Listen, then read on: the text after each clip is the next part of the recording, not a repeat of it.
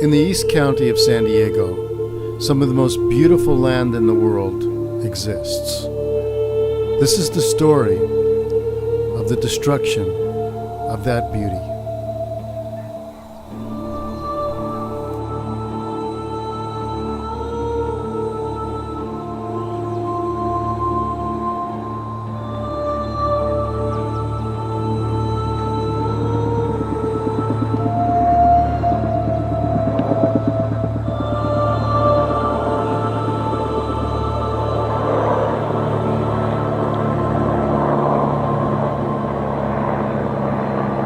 We're going to be talking a bit about a very important subject, the Sunrise Power Link, that's been going through public hearings in the courts for so long that many have heaved a sigh of relief when the project broke ground last week.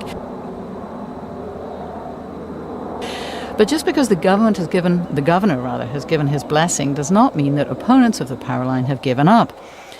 The Sunrise Power Line still represents a battle between those who see it as essential to keep power flowing reliably to San Diego in the future and those who see it as a power grab by the electricity company.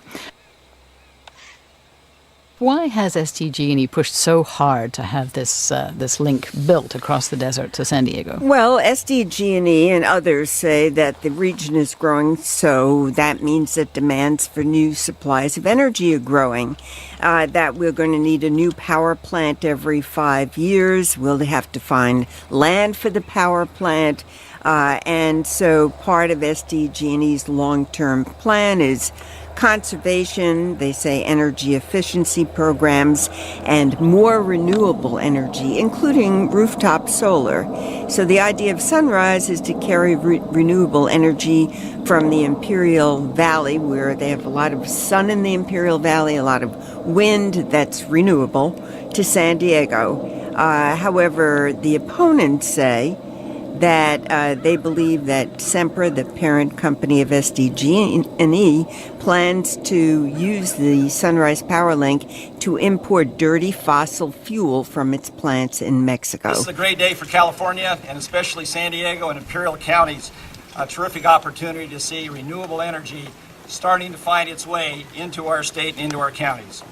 Honored guests, ladies and gentlemen, good morning. My name is Mike Nigley, and I'm the President and Chief Operating Officer of San Diego Gas and Electric. Welcome to Rough Acres. This is our backcountry staging location that we're going to be using for bringing material in, construction staging, logistics staging, and helicopter landings as we construct the Sunrise Power Link. We are very well on our way to really be an example to the rest of the nation, especially when it comes to building our infrastructure. So for 5 years now, we've been fighting now for this transmission line, the Sunrise Power Link transmission line. And of course, that is a long time. But like you've heard, I've never given up. I've fought and fought and fought because I know, even though people came to me and said, don't you get the message that you failed this time? They not want to come back and do this transmission line. I said, no, we will never give up. We always will come back and try again. And here we are today. He didn't say who he was fighting against. He was fighting against the people who live out there, who didn't want the towers, who didn't want the eyesore, who didn't want the wires and the fire hazard that went with them.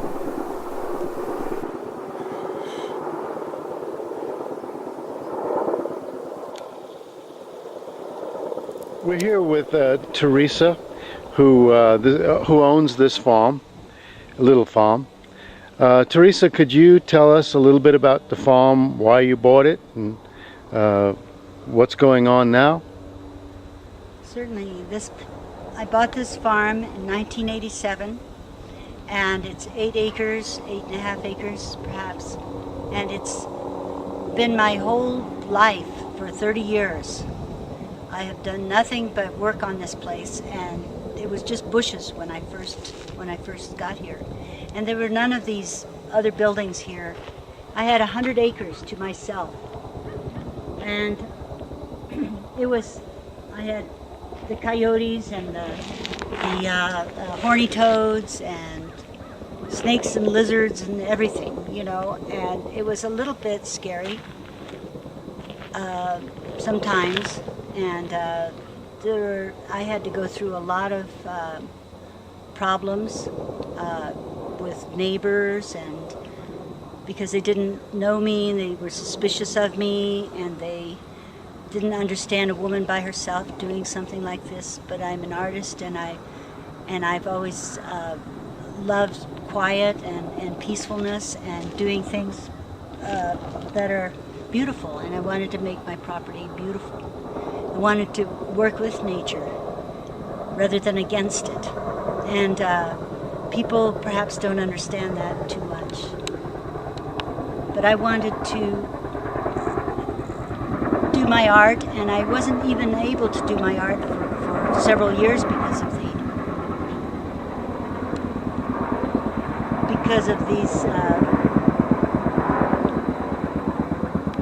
of all the things that had to be done here. But now it's almost impossible. I haven't been able to do any work at all since these helicopters have been here. And it's Well, what goes on with the helicopters? they're building these great big towers that nobody wants. Nobody that I've spoken to wants these towers, and they don't even go to us. The energy doesn't go to us, and we're going to probably have to pay for them.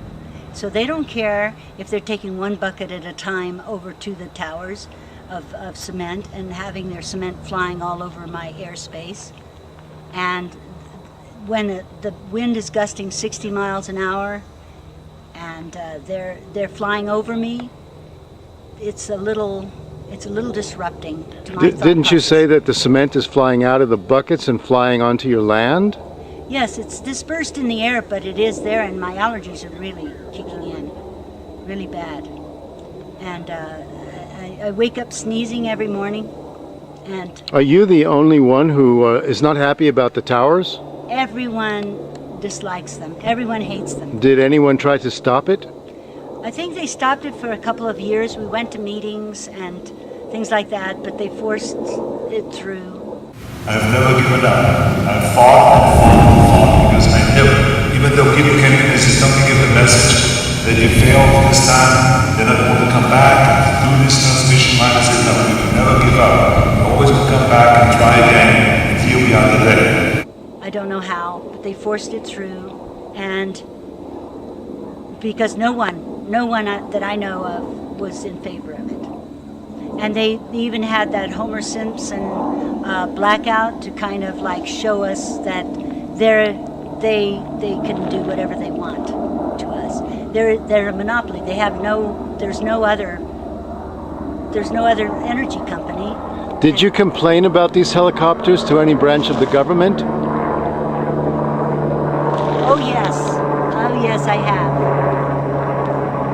I wrote an email to Duncan Hunter, and I've written to several other people. I'm trying to get a hold of Diane Jacobs, the county supervisor, and I know that she was able to stop them for a few days because they were doing things that were plainly illegal, going too close to people's houses, and the noise factor is just horrendous. I mean, my whole Didn't house you say that today is a light day of noise? Today is a very light day, I think, because I was complaining so much on Saturday, because it was horrible on Saturday. Saturday, they really were back and forth every 3 minutes. I mean, there was no time in between. It was just one right after another.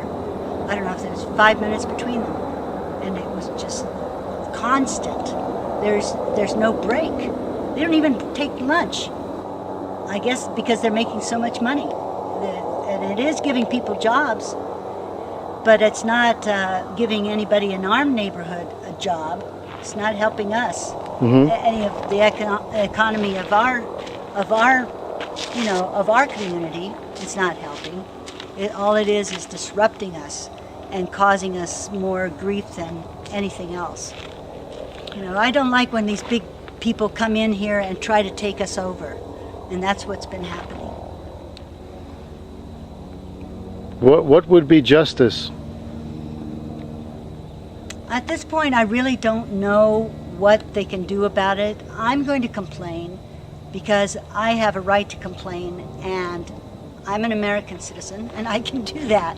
We have a right to peace and quiet. I have a right to my peace and quiet. I have a right to not having being forced to put up with big corporations taking over the airspace above me, and as though it was theirs, not mine. And they just think they own everything. And other people are scared of them, or they think they can't do anything. And I'm just a little person, but I don't see why I can't complain. I can't say something about it. So that's what I'm doing.